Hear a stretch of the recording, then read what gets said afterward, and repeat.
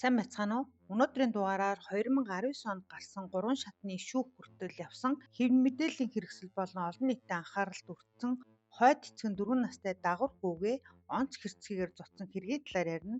За хэдийгээр энэ явдал 7 жилийн өмнө болсон ч та бүхэн энэ кейсээ сонсоод нэрэл энэ явдал болсон штэ гэж бодох нь гарцаагүй. Энэ хэрэг Баянгол дүүргийн нутаг дэвсгэр дүүлдэгдсэн байгаа. За шүүгдэгчтэй хамт амьдарч байсан О гэх эмэгтэй 6 болон 4 настай мөн 9 сартай 3 хүүхэдтэй юм байна. За ямар ч тач ихний 2 хүүхэд нь дагвар хүүхдүүд харин 9 сартай хүүхэд нь шүүгдэгчийн хүүхэд байж магадгүй.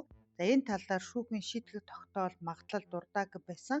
За бага насны хүүхэд нь хэний хүүхэд байх нь бидний кейст хамааралгүй зүйл байгаа. Харин энэ хүүхдийн эрх яригдж байгаа учраас тоттхон дурдж байгаа юм. 2019 оны 3 дугаар сарын 10-ны өдөр О гэх эмэгтэй бага насны 4 болон 6 настай 2 хүүхэдтэй хойд эцэгтэй нь үлдээгээд 9 сартай хүүхэдтэй аваад архаа явсан байдаг. За хүүхдүүдийн ээж нь дарханд очоод 2 хоноо буцаж ирэхэд 4 настай дунд хүүе нь орон дээрээ хүнжлөө нөмөрчсөн бие нь муу царай цонхоочсон байдалтай хэвтэж байсан байна. За ээж нь хүүгийнхээ нүрийг харсан чинь 2 хацар нь хүрсэн хамран зурагцсан зүүн гарыг нь даавгаар боосон байжээ. За тэр хүүгийнхээ хувцсыг тайлаад өцгöd хүүхнээс болсон зодуулсан байдалтай байсан тул яаралтай гэмтлийн эмнэлэг авч явсан байна. За энэ дурддагж байгаа хойд аав нь 1992 онд төрсэн гэмт хэрэг үйлдэх үедээ 27 настай байсан бүрэн бус дунд боловсралтай Тодзя гэх залуу байсан. Баянгол дүүргийн 20 дугаар хэлтээс 3 дугаар сарын 13-ны өдөр Тодзяд эрүүгийн хэрэг үүсгэн 5 хоног гадуур байцаасан юм байна. Жадуулсан 4 настай хүүгийн эмээ болгож авдмаа 3 сарын 19-ний өдөр хүний эрхийн үндэсний комист гомдол гаргасны дагуу гэр бүлийн хүчирхийлүүлсэн гэх үндслээр хойшлуулшгүй түүнийг баривчил цагдан хорсон байдаг. За энэ талаар хүүгийн эмээ нь телевиз төгссөн ярьцлагыг сонсъё. Энэ хүүхэд насан туршдаа ирэмдэг явна. Тэ? Одоо 6 настай анханд насан туршдаа сэтгэл санааны хохиролд орсон. Одоо сэтгүүн ямар ч тийм юу байхгүй, бол харахаараа айдаг, сайтны хичээлдээ яваад нөгөөчөө бид нар одоо тал талаас нь гуйлаа явах эми би на балыг чинь харахаар айж дахиад на бал чинь намайг дахиад зоовол яах юм. Би 6 настай тэр хүүхдэд юу ч хэлж чадахгүй. Одоо дөнгөж одоо ингээд хүн шиг болох гээд явж байгаа 4 настай хүүхэд минь тооцоо ирээд эмээ намайг зодвол яах юм. Тэ хаалга ингээд хүн тогшохоор айдаг. Жохон ингээд юм ингээд дуурахаар айдаг. Сэтгэл санааны маш хүнд хохиролд орцсон. Тэр 4 настай дагвар хүүхдээ яагаад зодсон талаар мөдөн бацаалт өгсөн мэдүүлэхдээ манай дунд хүү энэ орондоо шийсэн байхаар нь хоолны модон хосроор цогсон 2 хацралуун мөн алгацсан. Ээн юрандаа орондоо шийдэх хөхөд би шийтгэл оногдуулж гар болон бүс рүү налгадаж гарыг нөгөөлөх томоотой суулгах арга хэмжээ авдаг. Би түүнээс яагаад орондоо шийсэн талаар асуухад шүн босоод ус учраас гэж хэлэхээр би уурлаад хусуураар бүс рүү дараа нь гуйрын цогсон.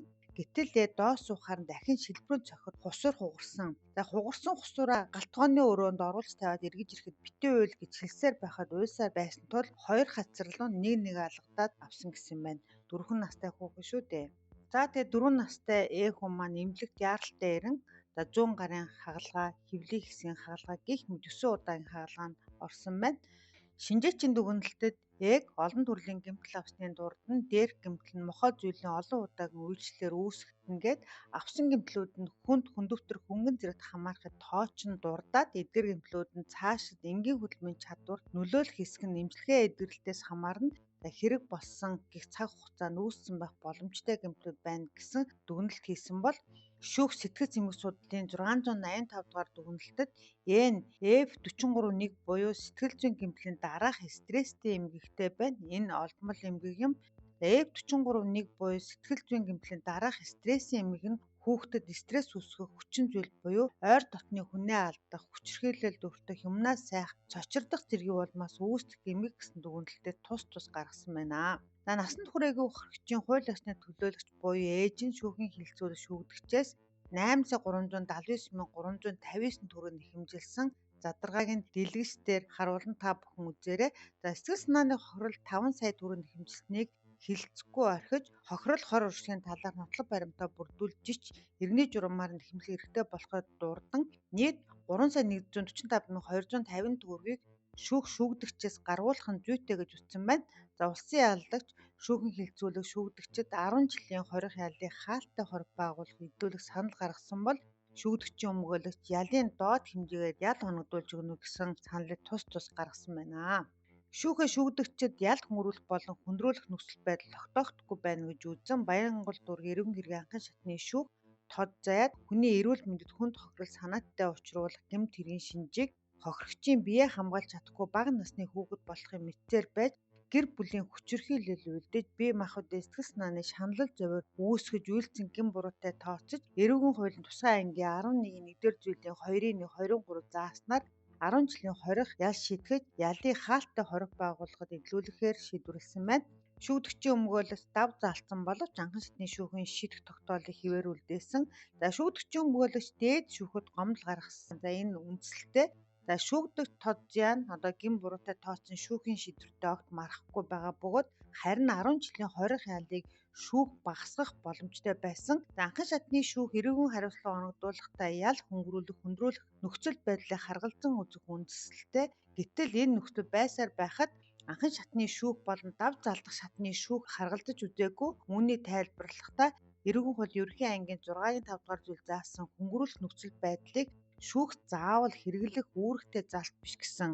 Хууль хэрэглээ буруу хэрэглэсэн буюу эрүүгийн хуулийн ерөнхий ангийн 6-гийн 5, 6-гийн 6 ийш татан гомдлын үндслээ тайлбарлан 10 жилийн хорих ялыг хөнгөрүүлж өгнө гэсэн байна.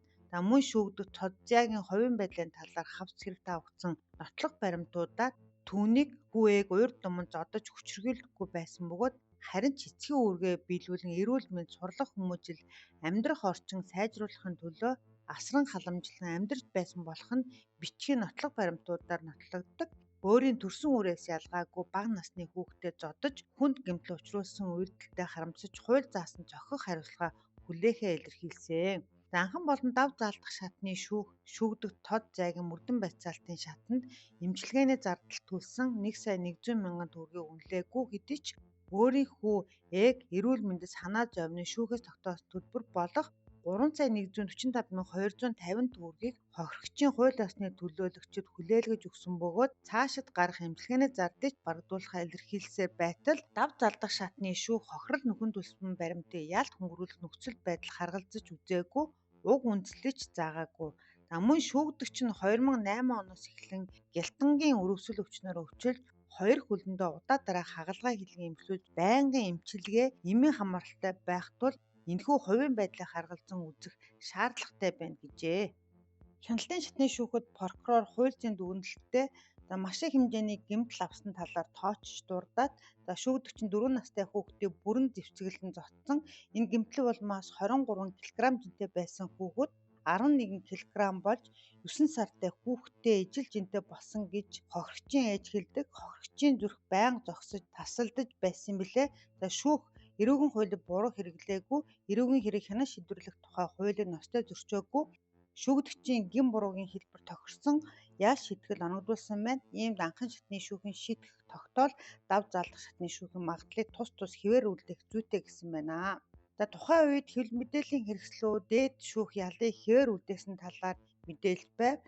Хяналтын шатны шүүх анхан болон дав заалдах шатны шүүхийн шийдэх тогтоол магадлалыг хэвээр үлдээсэн. Энэ этгээд 2029 он 3 жилийн дараа шоронгоос гарахны магадгүй гарсан ч байж болох юм.